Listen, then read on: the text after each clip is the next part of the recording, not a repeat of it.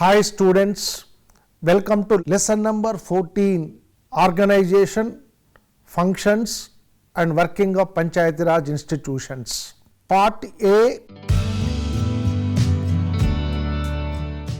Following the enactment of the Constitution, 73rd Amendment Act in 1992, almost all states in India passed their own respective legislations to bring their rural local self-government institutions in conformity with it. Except the states of Meghalaya and Nagaland, the Panchayatiraj institutions have come into being in all states. Their pattern of organization, functions, sources of revenue, extent of their autonomy, etc. is broadly similar. Variations in some cases are in response to the local conditions. In almost all the states, Panchayatiraj is a three-tier system. Village as first level, mandals or taluka or block as second level, and jilla or district as the third level. The main objectives of this lesson are to discuss about the organization and structure of the Panchayatiraj institutions such as Gram Panchayat, Mandala Parishad and Jilla Parishad. To discuss about the functions of Gram Panchayats, Mandal Parishads and Jilla Parishads. Now let us discuss about the structure and functions of Panchayatiraj institutions. First one is structure and functions of Gram Panchayat. Village is the basic unit of Panchayatiraj institutions. It is generally a revenue unit, maybe a village or a part of it or a group of villages. The unit of local government here is called village panchayat, and in this we have Gram Sabha. Gram Sabha in all states except in Arunachal Pradesh and Jammu and Kashmir, the village level local government consists of village assembly and its executive committee called village panchayat. The village assembly is called Gram Sabha or Gram Panchayat Sabha. It consists of all registered voters in the area of the Gram Sabha. It is mandatory for the Gram Sabha to hold at least 2 meetings in a year. In Bihar, however, 3 months must not elapse between the 2 meetings of the Gram Sabha. In Madhya Pradesh and Tripura, 1 meeting in a year is mandatory, whereas in Tamil Nadu, the number of such meetings in a year is 3. The meeting of the Gram Sabha is to be convened by the executive officer or sarpanch or Gram Panchayat. The meeting is presided by the chairperson of the Gram Panchayat, who has been designated differently in different states. In his absence, his deputy presides over this meeting. The meeting of the Gram Sabha is to be convened by the executive officer or sarpanch or Gram Panchayat. The meeting is presided by the chairperson of the Gram Panchayat, who has been designated differently in different states. In his absence, his deputy presides over this meeting. The position regarding quorum of members in the meetings of the Gram Sabha varies from state to state. In most of the states, 1/10 of the members present constitute the quorum.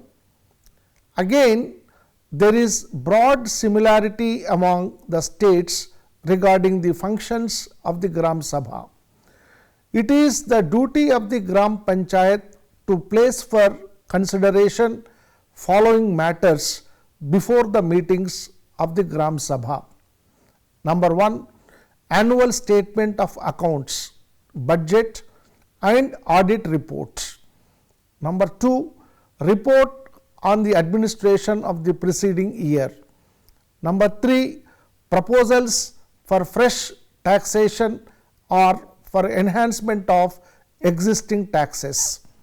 4th, selection of schemes, beneficiaries and locations. B, Gram Panchayat. It is the duty of the village panchayat to give due consideration to the recommendations made by the Gram Sabha.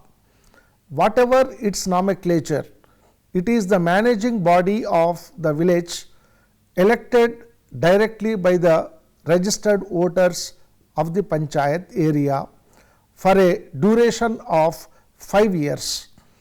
However, in certain circumstances, the state government has the power to suspend or dissolve the Gram Panchayat before the expiry of its term. But in that case, the legislations of the states provide that the elections to the new panchayat must be held within a certain time, which is usually 6 months. These elections are to be conducted by the State Election Commission. Number of members of each village panchayat is fixed by the state legislation. Usually, it varies between 7 and 15 members, which depends on the population of each revenue village. These members are elected directly by the registered voters of each panchayat area on the basis of single member territorial wards or constituencies through secret ballot. All state legislations lay down qualifications and disqualifications for the candidates who seek to stand for elections. In all states, the minimum age required of the candidates is 21 years. The disqualifications are similar in all states, like candidate must not be of unsound mind, must not be bankrupt, must not hold public office, must not have been convicted of an offence, etc., though they vary in details in some states. In Andhra Pradesh, a person having more than 2 children is disqualified for election. In Goa, a person who is dismissed from government service or from service of a local authority or is in arrears of payment of tax or fee due to the panchayat is disqualified for election. In Orissa, a person who has more than 2 children or has more than one spouse living is disqualified for election. All state legislations provide for reservation of seats for number 1, scheduled castes and scheduled tribes. Usually it is in proportion to their population. Number 2, 1/3 of such reserved seats are reserved for women belonging to these castes and tribes. Third, 1/3 of the total number of seats are reserved for women. These include the seats reserved for women in number 2 above mentioned. Then number 4, in some states like Bihar and Andhra Pradesh and Telangana, seats are also reserved for socially backward classes. The village panchayat is headed by a chairperson who is designated differently in different states. In Arunachal Pradesh, he is called chairperson and his deputy is deputy chairperson. In Assam, Kerala and Tamil Nadu, these two officials are called president and vice president. In all other states, including Andhra Pradesh and Telangana states, the head of the panchayat is called sarpanch and his deputy upasarpanch. In all states except Himachal Pradesh, the deputy or upasarpanch is elected by the members of the Gram Panchayat from among themselves. But in all the states, the sarpanch is directly elected by the Gram Sabha or registered voters in the area of the Gram Panchayat. There is a provision for reservation of the sarpanches in favor of scheduled castes, scheduled tribes and women. In all states except Himachal Pradesh, the deputy or upasarpanch is elected by the members of the Gram Panchayat from among themselves. But in all the states, the sarpanch is directly elected by the Gram Sabha or registered voters in the area of the Gram Panchayat. There is a provision for reservation of the sarpanches in favor of scheduled castes, scheduled tribes and women. The sarpanch or head of the panchayat convenes the meetings of the Gram Sabha as well as of the Gram Panchayat and presides over such meetings. He is responsible for the maintenance of the records of the village panchayat.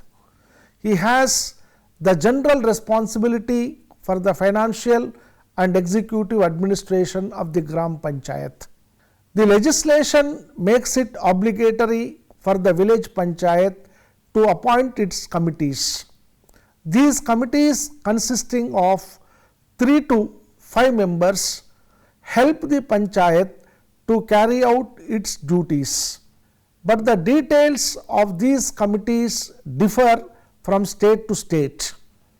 Most of the states provide for the following committees: Production Committee, Social Justice Committee and Amenities Committee. Now let us discuss the functions of Gram Panchayat. The Gram Panchayats have two types of functions: mandatory and discretionary. The laws of all states provide for some mandatory functions of the Gram Panchayats, though the number of such functions varies among the states.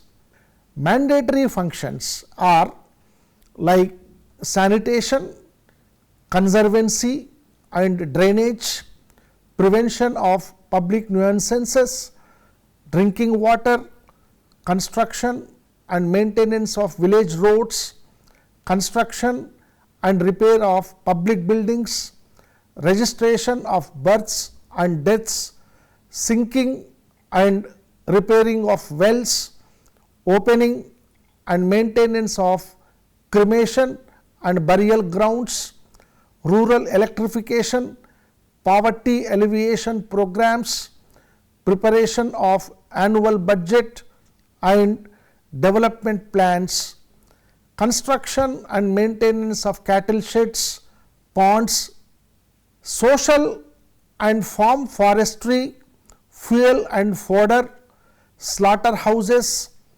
public parks and playgrounds, agriculture and agriculture extension, poultry and fisheries, etc. The discretionary functions are agriculture, animal husbandry and dairy development, minor irrigation, fisheries, social forestry, small scale industries, housing, electricity, and non-conventional energy, poverty alleviation and rural development programs, education, cultural affairs and heritage, public health and sanitation. Now let us discuss about the sources of revenue for Gram Panchayats. All state legislations provide among uniform pattern of funding the village panchayats and their financial management. The variation is only on subjects on which the village panchayats can levy taxes. This enables them to have independent and definite source of income and reduces their dependence on the state government. A Gram Panchayat fund has been created on the pattern of the consolidated fund of the state. All monies received by the Gram Panchayat like contributions or grants made by the state government, union government, Jilla Parishad or Taluk or Samiti, and all sums received by the Panchayat in the form of taxes, rates, duties, fees, tolls, loans, gifts, fines and penalties, compensation, court decree, sale proceeds and income from Panchayat property, etc. go into that fund. Village panchayats have been empowered to levy taxes or fees on subjects like houses and buildings, professions, trades, callings and employments, fees on registration of vehicles, fares and melas, sanitary arrangements, water tax, lighting tax, conservancy tax, tax on sale of firewood, tax on slaughterhouses, private fisheries, license fee on tea stalls, hotels or restaurants, carts, carriages, boats, rickshaws, etc. On the pattern of the appointment of a finance commission every 5 years under the constitution for distribution of taxes between the union government and the states, provision has been made in all states for the appointment of a finance commission every 5 years to review the financial position of the panchayats and make recommendations with regard to the distribution of taxes between the state and village panchayats, assignment of taxes to the panchayats and grants in aid to be given to them. Every village panchayat is required to prepare its annual budget and present before the Gram Sabha. It has to maintain its accounts in the manner prescribed by the state government. Now let us discuss about the administrative personnel of Gram Panchayat. The legislations of the states in India do not provide any details about the administrative personnel of the village panchayats. All legislations mention that there shall be a panchayat secretary for each village panchayat or group of panchayats who is appointed by the state government.